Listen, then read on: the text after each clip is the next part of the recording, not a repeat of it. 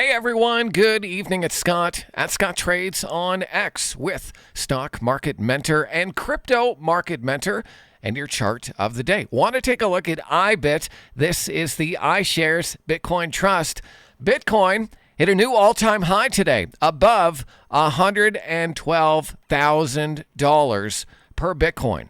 And we've been talking about this level in and around 63 and 64 on IBIT and looking for a move through that level coming on volume. We got it today. Look at that nice daily volume here on the chart and a push above a clear level of resistance. So I think IBIT is good to go here. I think you can buy this and have a stop in and around the 21-day exponential period moving average. If you get a close under the 21-day, maybe you want to step aside, but look for some upside follow through tomorrow on IBIT with a move above $64 coming on volume. That's just above today's intraday high. So look for some follow through on Bitcoin. A lot of the crypto and Bitcoin derivatives are also looking really good right now. BITX is another one. This one gives you a little leverage on your trade, and this too is breaking out of a nice cup and handle pattern